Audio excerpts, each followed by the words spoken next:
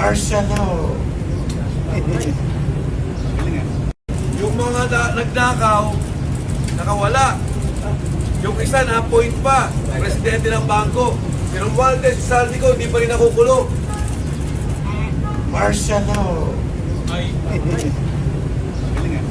Ayan mga kababayan, ito pong si Congressman Mike Defensor ay may sinasabi po siya rito. Yung mga nagnakaw ay hindi pa nakukulong, nakawala. Ngunit sila na mga hindi nagnakaw, sila ngayon ang naunang nakulong mga kababayan.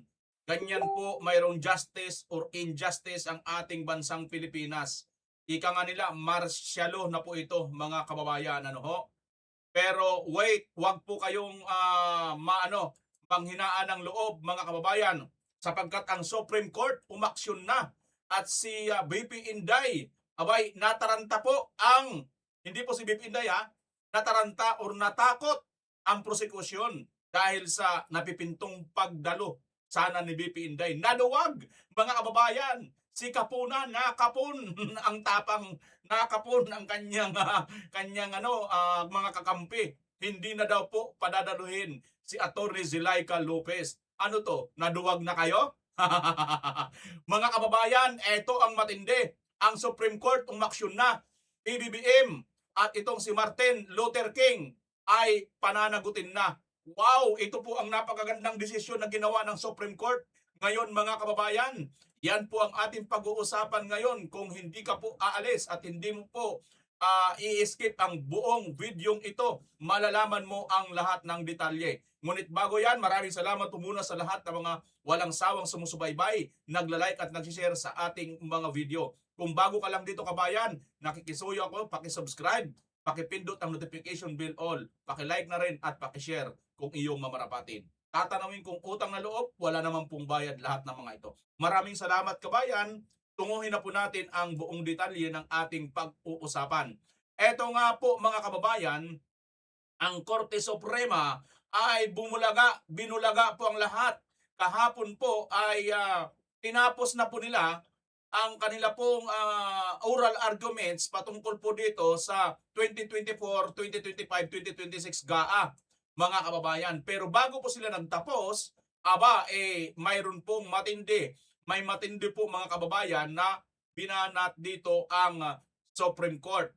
Panuorin po muna natin dito mga kababayan kung ano po itong matinding utos ng Supreme Court. Ano ho? Ito po yon mga kababayan ang kanilang matinding utos ng Supreme Court. Bawat isa pong maestrado ay nagkaroon po ng mga pag-uutos. Ito po, SC orders Congress, DBM to account for missing BICAM budget records. Paktay ka diha. Ito pa, SC orders memoranda in unprogrammed funds. Case, paktay ka diha, unprogrammed funds. SC Justice Villanueva narrows issue in 2024 unprogrammed appropriation. Paktay ka diha. Si SC Justice Villanueva, nagkaka-isa-isa na po sila. Breaking news, walang listahan para sa hindi maglaglagan. SC orders Congress DBM to explain budget changes after missing BICAM records surface. Kumakalat na po yung mga walang listahan ng BICAM para hindi po sila magkalaglagan mga kababayan. Ano ba ito? Ano ho? Ito po yun, no? Inatasan ng Korte Suprema ang Kongreso at ang Department of Budget and Management, DBM, na magsumite ng mga dokumentong magpapaliwanag sa mga pagbabagong ginawa sa pambansang budget para sa panahon ng deliberasyon ng Bicameral Conference Committee matapos aminin ng mga abogado ng pamahalaan na wala silang maipakitang ilang mahalagang sumusuportang record. Sa oral arguments, inuutos ng Korte Suprema sa House of Representatives at Senado na magsumite ng mga dokumentong nagpapakita kung papaano ginawa ang mga pagbabago sa budget. Kung wala na ang mga naturang record, kailangan nilang magsumite ng sinumpaang paliwanag, sworn explanation o certification kung bakit wala na ang mga ito o kung bakit hindi ito maipresenta. Inatasan din ang DBM na gumawa ng paghahambing comparative report sa pagitan ng National Expenditure Program NEP at ng naipasang General Appropriation Act GAA, dapat nitong tukuyin ang lahat ng idinagdag na pondo, binawas na pondo, inilipat na pondo at ang iba pang panibagong at ang iba pang binagong programa, proyekto at gawain. Ang utos na ito ay ibinigay habang nagpapatuloy ang pagdinig ng Korte Suprema sa mga petisyong kumukwestiyon sa konstitusyonalidad ng ilang bahagi ng GAA 2024, GAA 2025 at GAA 2026, kabilang ang usapin ng unprogrammed funds, appropriations at ang pagiging transparent ng proseso ng paggawa ng pambansang budget. Binigyan din ng mga maestrado na kailangan ang kumpletong dokumentasyon upang matukoy kung paano na ipasok o nabago ang malalaking halaga ng pondo sa panahon ng bicameral conference. Layunin ng kautusan na tiyakin ang transparency, pagiging bukas sa publiko, accountability, pananagutan at pagsunod sa konstitusyon sa proseso ng pagbuo ng pambansang budget. Pagpapatunay, totoo ang mga sumusunod. Inutusan ng Korte Suprema ang House of Senate na magsumite ng mga supporting documents tungkol sa mga pagbabago sa bicameral budget. Kung walang mga dokumento, hinihiling ng Korte na magkaroon ng sinumpaang pahayag kung wala nga ang mga ito o bakit hindi maibigay. Inutusan ang DBM na ihambing ang NEP at ang GAA na tutuyin ang lahat ng dagdag bawas at paglilipat ng pondo. Inubo ako doon mga kababayan. Ano? Mukhang ito na po ang oral arguments mga kababayan. Panoorin po natin ang lahat. Diretsahan na pong pinapasagot. Ito po no, Solgen. Diretsahang pinasasagot ng Korte Suprema. Mayroon ba o wala ang BICAM reports? Oral arguments, I requested for specific documents relating to the 2024, 2025, and 2026 budgets. Have you submitted those documents? Your Honor, we have submitted our compliances with regard to the manifestation or compliance dated July 10, 2026. You specifically requested, Your Honor, supporting worksheets, spreadsheets, and background calculations. Those are not part of the submissions, Your Honor. We relayed to our clients, the House and the Senate, and they furnished us with the BICAM report and their joint explanation of the differences in that were effected in the changes during the BICAM meeting, Your Honor. And is it complete? So with regard to the spreadsheets, Your Honor, it is not part of the submission, Your Honor. So we forwarded to the Supreme Court the documents that were furnished us by the House and the Senate, Your Honor. We also checked the rules of the House and the Senate, Your Honor, and their rules require that the BICAM committee to issue a BICAM report. The chair of the Appropriations Committee, also of the House, provided the joint explanation of the differences that were determined and decided during the BICAM, and all of those were forwarded to your honors, please. And this was filed only on July 10?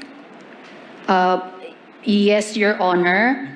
There is also a compliance dated July 8.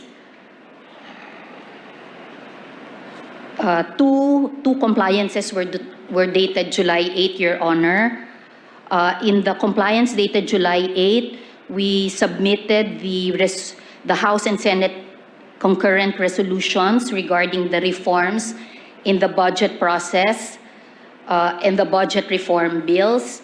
In the compliance dated July 8, Your Honor, we submitted the information with regard to the AFP modernization program and the confirmation on the releases for such program, Your Honor. I'm looking at my notes and I asked for a lot of documents, specifically the specific PAPs under program that were inserted by the BICAM, the respective amounts for each, and then the supporting documents for the specific PAPs, meaning whether they're implementation ready, agency absorptive capacity, consistency with priorities in the framework, inclusion in the annual procurement plan. Did your compliances address these? Your Honor,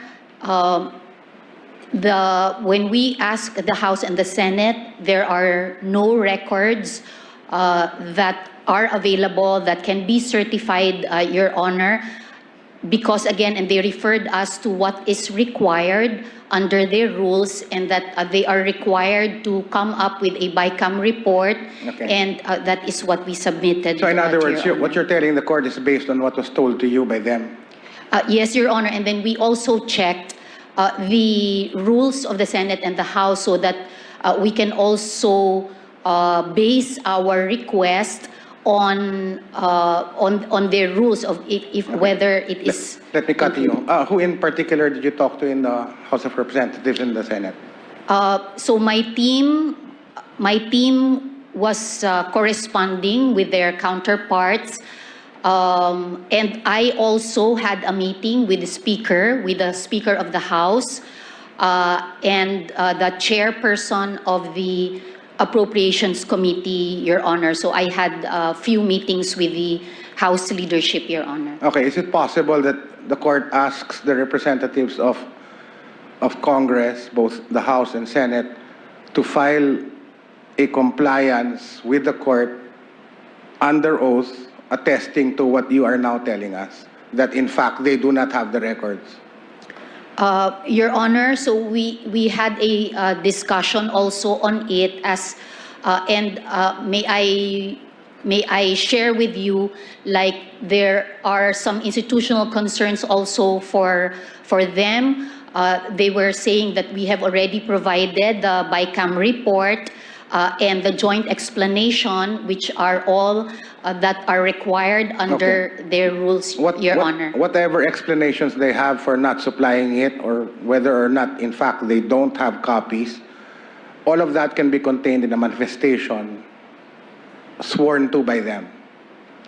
Your Honor, I will relay your request. No, I think this is the directive of the court already. Yes, Your We want Honor. to know whether or not these documents exist or do not exist, or whether these documents do exist but they don't want to give it to us because of their institutional concerns. Your Honor, based on our discussion, there are really no documents. Based on your discussion, but I want to hear it from the horse's mouth under oath. Yes, Your Honor. Is that okay? Yes, Your Honor. All right. In the meantime, can I call the DBM? The USEC who argued, who spoke before? ASEC Angel, Your Honor. No, that's ASEC Angel. The other one, the USEC, the girl. Your Honor, Undersecretary Janet Abuel was here in the last orals because ASEC Angel could not appear, and now it is ASEC Angel who is representing DBM. All right. Can I call ASEC Angel? Tag team ba to? Is this a tag team? One is present, the other one's absent. Well, I think DBM was sending a representative, Your Honor. Your Honor, should I stand side by side with a DBM representative for now? No, you can sit down. I just have a few questions for Thank you, Your Angel Honor. ASEC. ASEC Angel, rather. Good I called morning, you Your Angel ASEC. No, sorry. Good morning, Your Honor. Very few questions. Your DBM is the agency responsible for preparing the NEP, right? Yes, Your Honor. Therefore, you are expected to be familiar with every program, activity, and project listed in the NEP, right? As an institution, yes, Your Honor. Personally, Your Honor. When you say as an institution, everybody in the DBM, We have our scope. and you're an ASEC there. There's an assistant secretary and an undersecretary assigned for operations. Okay. And that group handles the specific programs, activities, and projects. All right. Your Honor. So, if you simply compare the NEP with the GAB and the GAA, you should be able to identify which PAPs were increased, inserted, reduced, defunded, deleted, or transferred between programmed and unprogrammed at the BICAM level. Am I correct? What we have access to, Your Honor, for the DBM would be the NEP and the GAA. We are not privy to the specific details of the BICAM, Your Honor. And what about the GAB? The GAB is based on the GAB, meaning the enrolled bill, is only provided to us, Your Honor, upon enrollment with the Office of the President. So what the DBM does is compare the NEP with the GAA. All right, that would be sufficient. Yes, And Your Honor. comparing the two, you would be able to identify which PAPs I just listed, right? Which were reduced, defunded, inserted.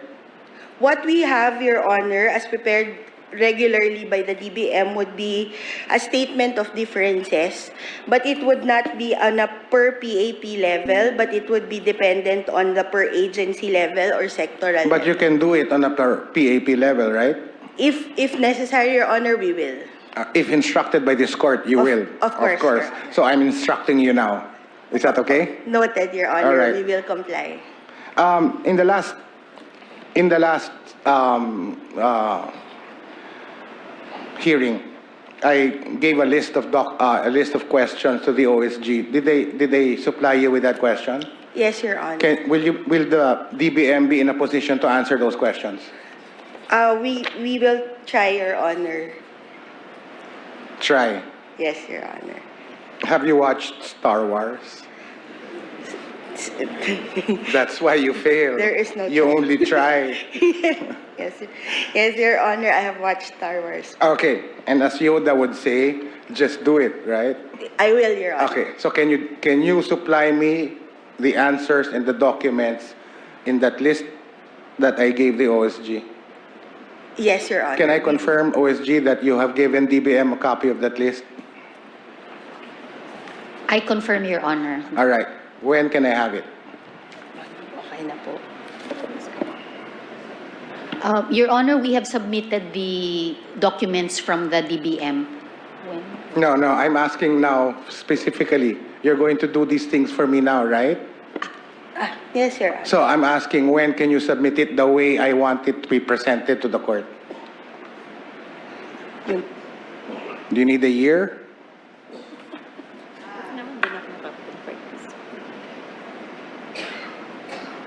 Would it be possible to ask for 30 days, Your Honor? Justice Nakita. Marvick is Would it be possible to request for 2 weeks, Your 15 days. Honor? 15 days. Okay? Yes, Your Honor. All right. Thank you. From today. Thank you so much. That will be all, Chief. Thank you, Justice Kagiwa. May I call on Justice Raul? Ayan mga kababayan, so ito yung oral arguments ng ito nga po sa Supreme Court. At tinapos na nga nila rito mga kababayan, ito pong oral arguments ng Supreme Court Pero diretsahan po silang pinasasagot, no?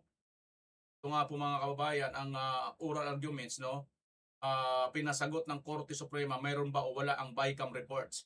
No, so ito nga po mga kababayan ang desisyon ng korte na orders Congress DBM to account for missing BICAM budget records.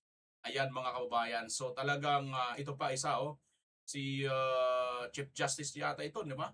SC orders memoranda in unprogrammed funds case.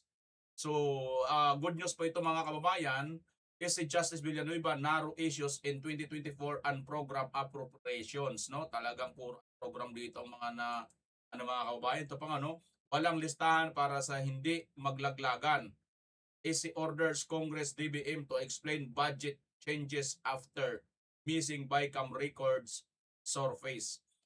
Yan mga kababayan, kumbaga para hindi makapaglaglagan, walang records. Kaya Martin, nako, hindi kayo makakatakas dito. Mamaya na yan. Diba mga kababayan? Pero itong nakakalungkot sa Senator Marcolita at saka itong si Mike Defensor na sila ay wala naman po silang ninakaw sa bayan, sila ngayon ang mga naunang nakulong. Diba mga kababayan? Ngunit itong mga tampalasan, itong mga Judas Barabas Estas, ito sila ngayon nag-i-enjoy sa buhay. Panoorin nga natin itong isa mga kababayan na hindi pa rin po nila mapakulong-kulong at hindi pa rin po nila mahuli-huli mga kababayan. Paano naman po kayo naging friends ni Speaker Martin Romualdez? Well, 2007 pa. Totoo na, na-meet ko siya. Nag-request ng meeting sa Manila Golf. During that time, hindi ko naman alam yung Manila Golf. Naka-chinelas lang ako, saka naka-t-shirt. Binilan niya pa ako ng damit dun sa golf with collar and yung sapatos, golf shoes, may spike. So, para makapasok ka sa Manila Golf. Right Sa then mga- and there ka niya binilihan ng damit. Kasi hindi naman niya sinabi na kaya niya ako binibilhan dahil hindi ka pwede pumasok. Sabi ko, bait-bait naman ito. Riniregaluhan ka agad. So doon, kwentuhan kami. Sabi ko, ikaw yung nakikwento ni Senator Joker sa akin, Martin Romualdez. So, right there and there, we have been very good Tagal friends. na. Since this is back in 2007. 2007. Tagal na po Okay. kayong magkaibigan. Kaibigan, yes. I never dream of it. Hindi mo iningi. Hindi na ko maging iningi. committee despite your friendship with the Speaker. Yeah, hindi ko hiningi. Nagalit pa siya sa akin after election kasi sabi niya, ikaw mag-chairman. Sabi niya. Hindi ko, gumaganon ako. In front of friends, gumaganon ako. Hindi ko So, every time he introduced me na yan ang magiging next up, hindi ko sinasagot. Tumatabingi yung mukha ko. Up to the point, sabi niya, alam mo, pag hindi mo yan kinuha, maraming kukuha yan. Hindi ba? 2007 tayo nagkakilala. I told you if I became a speaker, I'll make you chairman of opposition. And you never thought that Gagawin niya. time na magiging speaker siya. Hindi ko na, mo rin never. naisip. Never. Kala ko nagbibiro siya, no? Top 3 friends in Congress. Well, of course, like everyday kasama ko si speaker. Every day nag-focus group discussion kami. Si J.J. Suarez, Congressman Suarez. Si Don Gonzales, Senior Deputy Speaker. Lagi yun namin pinaplano everyday.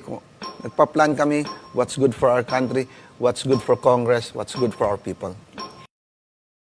Sa yan mga kababayan, ganito po kalalim ang koneksyon or ang kanila pong relasyon ni Martin Romualdez, no? Itong si Saldico.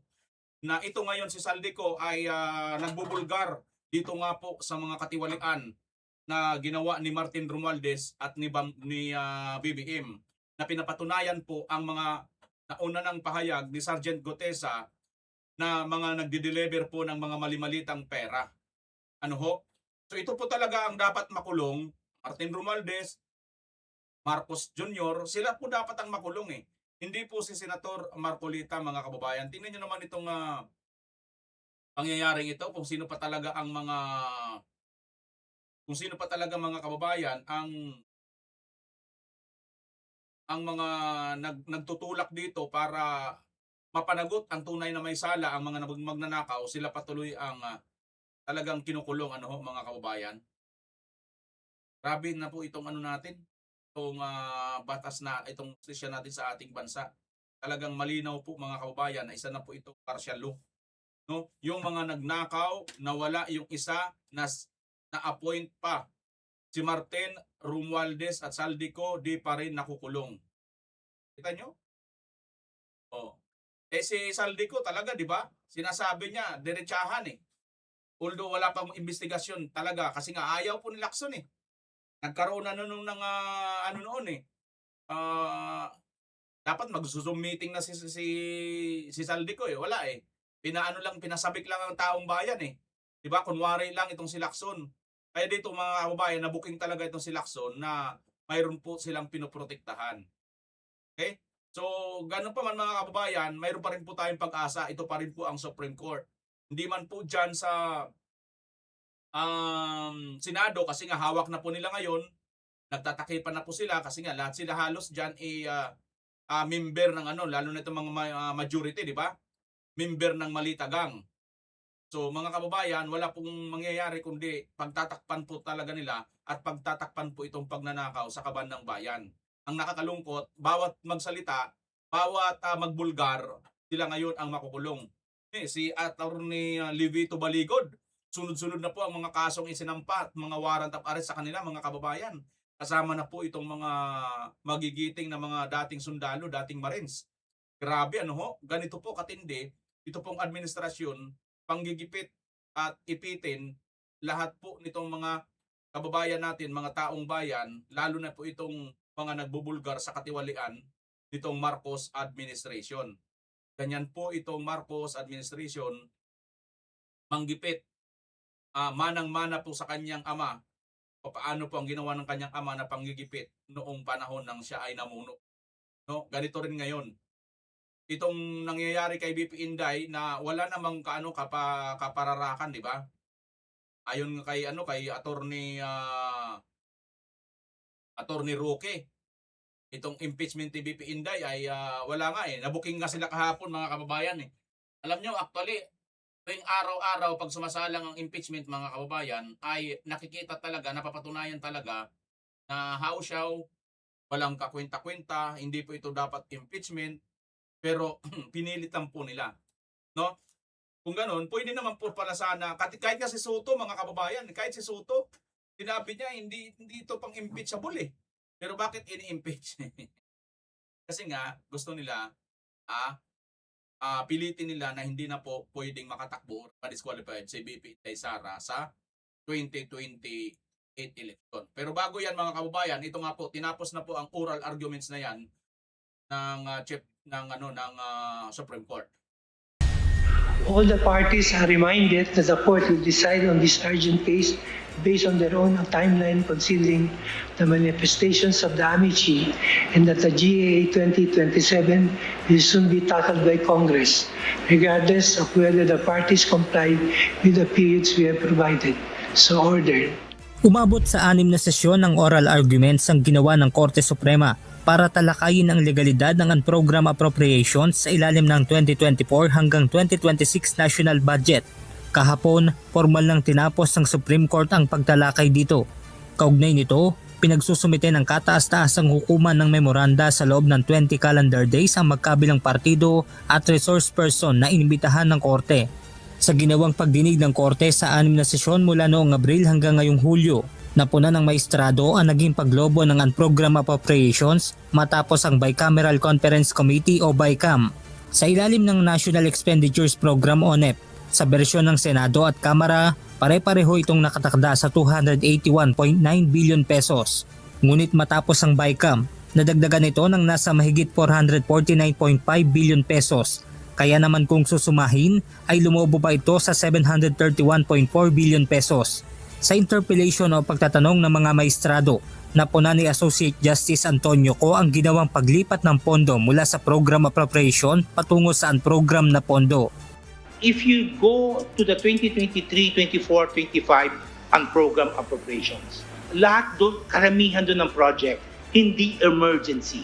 Hindi emergencies. What logic should it be in the program appropriation in 2023? Rehab ng Lawag International Airport. How could that be an emergency? Naku, Lawag International Airport, how could it be in emergency? Paktay ka diha, BBM.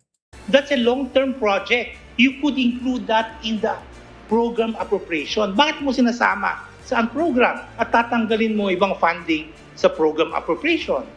Samantala, 15 calendar days naman. Yan ang maganda, mga kababayan. Nakita na po ng Supreme Court, no?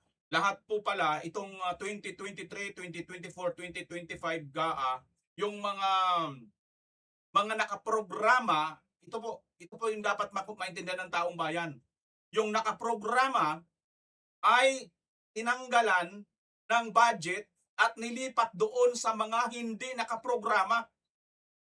Ito po yung totoong story ang nangyayari sa ating bansa.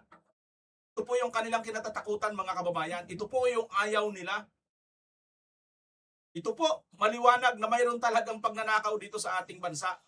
Anang itinakda ng Supreme Court para isumite ng Senado at Kamara ang hinihinging supporting documents tulad ng manifestation, certification at dokumento kaugnay ng nangyaring paglobo sa UA. Is it possible that the court asks the representatives of Congress, both the House and Senate, to file a compliance with the court under oath attesting to what you are now telling us, that in fact they do not have the records? Nauna nang hiningi ng SC ang supporting documents, ngunit bigo naman ang Office of the Solicitor General na makakuha ng kopya nito sa Kongreso. Those are not part of the submissions, Your Honor. We relayed to our clients, the House and the Senate, and they furnished us with the BICAM report and their joint explanation of the differences in that were effected in the changes during the BICAM meeting, Your Honor. May I share with you, like, there are some institutional concerns also for them. They were saying that we have already provided the BICAM report and the joint explanation, which are all that are required under their rules, Your Honor. Benedict Samson, humahataw sa balita. Ayan mga kababayan, so mabuti na lang mayroon pa po tayong maaasahan. Ito nga po ang Supreme Court. So wag po tayong mawawalan ng pag-asa mga kababayan. Nakikita na po ng Korte Suprema ang ginagawang pagnanakaw po nito pong mga tampalasan. Ito pong mga korap na mga politiko. At mayroon na po, sunod-sunod na po yan mga kababayan. Pag nagkaroon na po ng mga kaso, dito na po nila makikita. Ito na po yung hawak ng mga ebidensya nitong mga dating Marines at dating mga sundalo. Sila po ang magpapatunay dyan kung bakit nasaan ang pera. Kasi hindi po sila basta marites po. Witness po sila. Sila mismo ang involved. Yung mga nagsasabing mga marites lang daw yung mga 18 Marines or mga dating sundalo, kayo yung marites. Kasi sila mismo yung involved. Sila mismo ang nakakita. Sila mismo ang nagde-deliver. Paano mo nasabing marites yun? Paano mo nasabing chismis lang nila? Hindi po yung chismis lang, kundi sila mismo ang akto na nag-deliver. Paano nasabing chismis, di ba? Ayan mga kababayan. So ayan, good news po yan para po sa ating lahat. Sapagkat mayroon na po tayong pag-asa na mabawi po ang pera ng bayan. Okay, lalo na nga kung si BP Inday ang uupong presidente sa 2020. At speaking of BP Inday mga kababayan, ito tumaas yata ang BP. Natakot yata nang maramdaman niya baka sumabay or baka dumalo si BP Inday Sara dito nga po sa Senado. Kaya ang nangyari, imbis na naka-schedule, itong si Kapunan, kinapon ang kanyang mga witness, hindi na pinapadalo si Zulaika Lopez at yung isa pang witness. Panoorin po natin tong video ito mga kababayan. This is... Mami said national bird. Namuna natin yung national bird na yan. Wala namang kwenta yan. Dito tayo dito. Trial days, we have had several hours of legal calisthenics, direct examination, cross-examination, and today we also had redirect and recross. A total of approximately 8 hours a day. And 2 witnesses. Today, we are supposed to hear a subpoenaed witness, Attorney Zulaika Lopez. And after her, another witness, subpoenaed or called to appear here, Captain Belinda Bello. After hearing the 2 competent and credible witnesses, not expert witness, but through their credentials showed that they were competent to testify on the matters that they were asked to authenticate. After evaluating through these 2 witnesses, 19 documentary evidence from Agent Kalilong and 45 documentary evidence from our recent witness, Attorney Lotok. And after the very clarificatory and probing questions of our senator judges after evaluation, and not only during this 5-minute hurdle,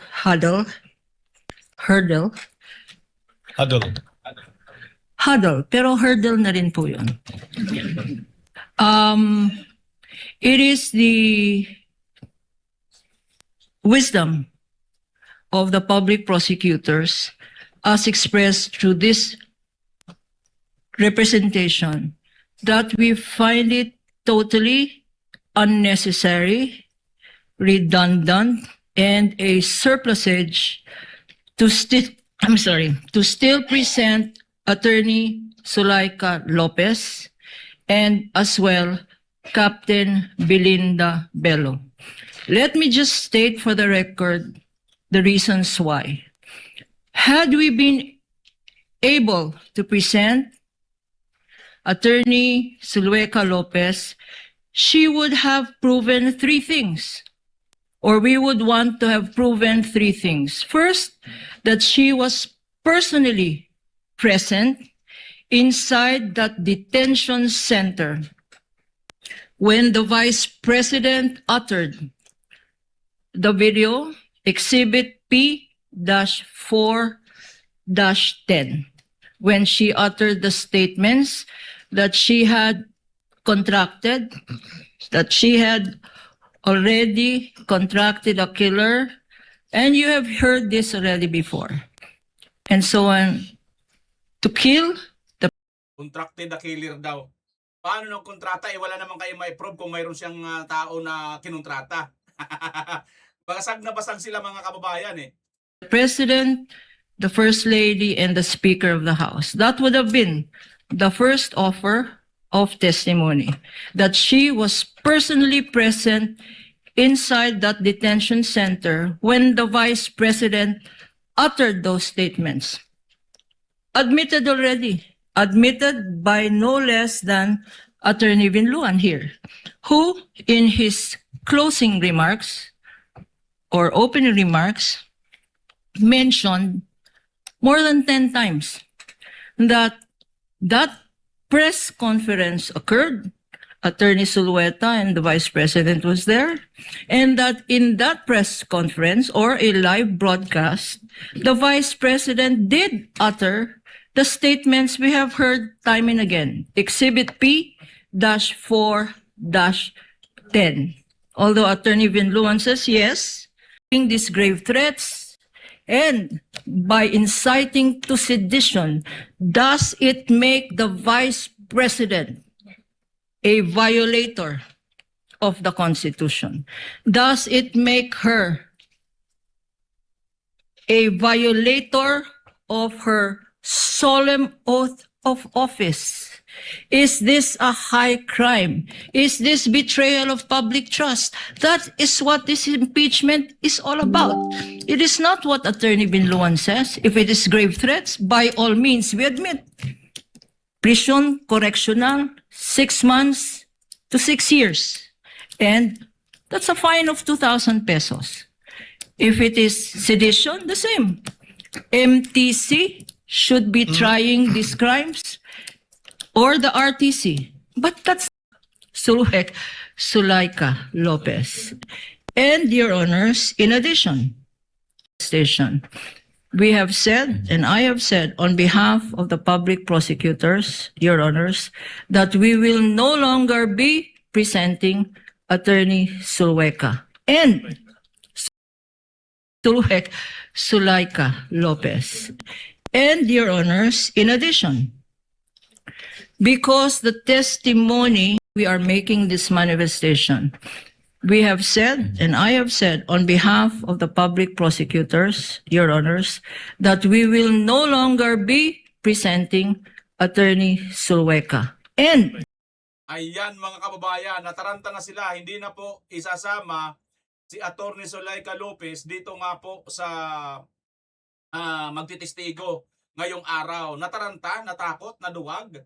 Kung gusto niyo talagang patunayan, ano kaya mga kababayan, ano, kung siguro natunugan nila na baka dito na matatapos ang kanilang mga kaikikan dyan sa mga tungkol sa pagbabanta na yan. Baka kasi sumubay si BP Inday dito, di ba?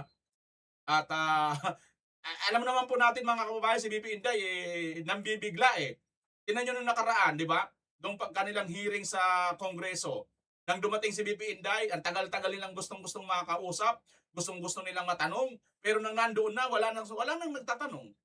Di ba? Sinabi na BP Inday, halos isang 4 na oras na, 7 oras na nakaupo dito, wala na sa inyo nagtanong. Ganon din kay Tatay Digong, di ba? Nang pumunta rin dyan sa tuwadgom nila, wala na rin nakapagtanong.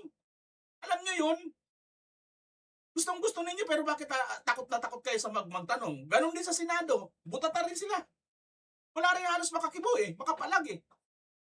Di kaya ito yung ano nito, mga kababayan, sabi siguro, wag na, kaya baka dito na matapos itong usapin natin habang pag wala siya, hindi siya pumupunta.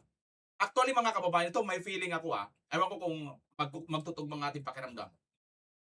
Pinapalagay kasi nila na ito daw si BP Inday umiiwas, kaya hindi daw pumupunta. Tawag nito, gustong-gusto nilang imbitahin, pinapapunta nila, ayaw daw pumunta. Pero ang totoo mga kababayan, ako may feeling ako eh. Bluff lang nila ito eh, na gusto nilang papuntahin, pero pag pumunta si BP Inday, takot na takot sila eh. Ayaw nilang nandyan si BP Inday. Hindi, sa tingin nyo mga kababayan, ayaw nila. Kasi nga, pag nandyan na si BP Inday, hindi na nila mapipigil. Lahat ng sasabihin, masabi ng masabi, di ba? Mga kababayan. At marami ang mapapahiya pagka nandyan si BP Inday. Katulad kay Tatay Digong, ang dami pong napahiya. Di ba? Hindi na nga sila makapagtanong eh.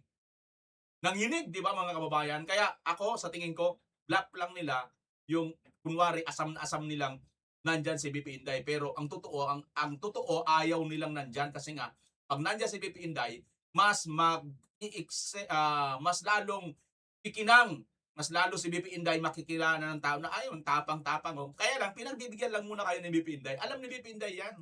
Huwag kayo mainip. Pupunta talaga si BP Inday dyan. At alam ni BP Inday, yan yung takot ninyo. Takot kayo na dumating dyan si BP Inday. Diba?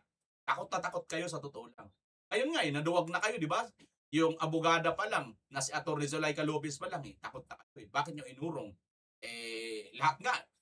Pati nga si BP Inday, gustong-gusto nyo padaluhin, lahat na lang Pati nga yung wala nang kinalaman sa impeachment, yung sheriff sa Davao, 2011 pa. Nagkaanuhan na yan, nagkalimutan na, nagpatawaran na, nagkaayos na. Gusto nyo pa rin i-convert dyan Pati ba naman sa Tacloban, di ba?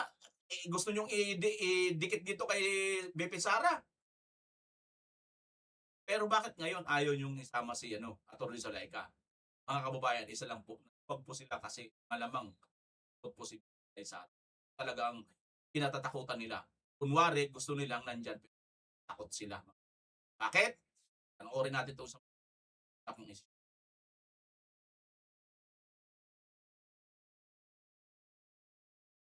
Dalawang tanong. Lipo ako. Dito sa dalawang tanong. Lipo ako. Wala nang iba. Lahat kami dito sa Quiapo dito. Wala nang iba. Kahit saan ka pumunta diyan Yan. So, pwede mabala ko kayo. Nagsusurvey lang kami. Survey lang kami dito. Survey dito. Dito sa dalawang tanong. Lipo ako. Wala nang iba. Lahat kami dito sa Quiapo dito. Wala nang iba. Kahit saan ka pumunta diyan Yan. Lahat dito. Lahat sa Quiapo yan. Lahat dito. Muslim. Tukol Muslim ito at saka Lahat dito. Quiapo. Lahat na. At saka. Sige na. Sara talaga. Sara talaga sila mga kababayan. Lahat dito, Sara. Yung pong Quiapo, alam nyo kung ano po itong distrito ng Quiapo, mga kababayan? Magugulat po kayo. Kung alam nyo anong distrito yan? Distrito po yan ni Joel Chua. District 3 po yan ng Manila. Distrito po yan ni Chihuahua, mga kababayan. Yung nanguna po sa impeachment kay BP Inday noong 2025 at ngayon kasama pa rin dyan sa prosecutors team na pinangunahan naman ngayon ni Luis Tro. At sinorbi nga po itong lugar na ito. Lahat po kami dito. Duterte, Sara kami lahat dito. Tuloy natin. Tinanong pa sila tungkol dyan kay Joel. Kaya po ito mga kababayan. Alam niyo po kung sino naman nandyan. Di ba? Nandyan yung malaking mosque ng Muslim. Okay. So, Sara talaga sila solid. Sara. Paano kung, di ba, ini-impeach ito, tinatanggal siya sa pwesto? Ay, hindi. Mayroon pang iba. Pag matay si Sara, mayroon pang kapatid. Hindi mawala yan. Hindi mawala, no? Hindi mawala yan. Mayroon pa tatakbo. Pagka mawala, hindi yan mawawala mga Duterte. Pag mayroong pang isa, si Baste, si Pulong, may kapatid pa, di ba mga kababayan? Wala kayo, kaya Duterte talagang tao eh. Kaya kahit anong gawin nila, no? Hindi mawala na. Hindi mawala, mayroon pa tatakbo. Si Kitty at saka si Basti. Wala. Basti. Hindi magtagumpay ang mga kurangkot na yan. Ay, teka mo, ngayon ang boto niya, pero hindi pa sa ngayon may hits. Dahil matagal pang panahon ba yung abogado ng bawat isa? Kaya nga hindi pwede yan. Di ba? Bawat isa may abogado. O, di sa may abogado, no? So, malayo pa, marami pa mangyayari, no? Marami pa pag-uusapan. Marami pa pag-uusapan. Okay. Pag abutin pa ng ilang taon yan, tapos makupo na si Sara sa 2028, di ba? Kasi sa Distrito 3 daw, dito sa Maynila, sa Quiapo, pumapabor daw sa congressman dito. Kaya ang congressman dito, di ba, isa siya sa mga sumusulong. Yan siya? Malaya? Kalaban niya? Kalaban siya. So, ibig sabihin, hindi pumapabor yung mga tao dito Hindi na... pabor yan dyan. Kami, Duterte kami lahat, di kami pabor sa mga kurakot na kinamong wala na kami kapira-pira dito, wala na sumasakay sa motor. sa bagay. Lalakad na lang kasi walang kapira-pira. Wala na, no? Wala na. Kita mo, ano lang kami. Wala eh. Gutom talaga. Okay, sige. Thank you po. Thank you. Okay. Thank you sa... Nila po sa mga ibang Tingnan po sa mga dito sa dalawang Ayan mga kababayan, Duterte po ang taong bayan, ano ho, Sara Duterte. At kung magkataon na maimpinsin nila si BP Inday, andyan pa yung Basti Duterte, andyan pa yung Pulong Duterte. Kaya hindi po nila basta-basta mapipigilan ang pagbabalik po ng Duterte mga kababayan. Ito po yung kanilang kinatatakutan. Kasi kahit kailan, ang hiling, ang kagustuhan ng taong bayan, Duterte po talaga.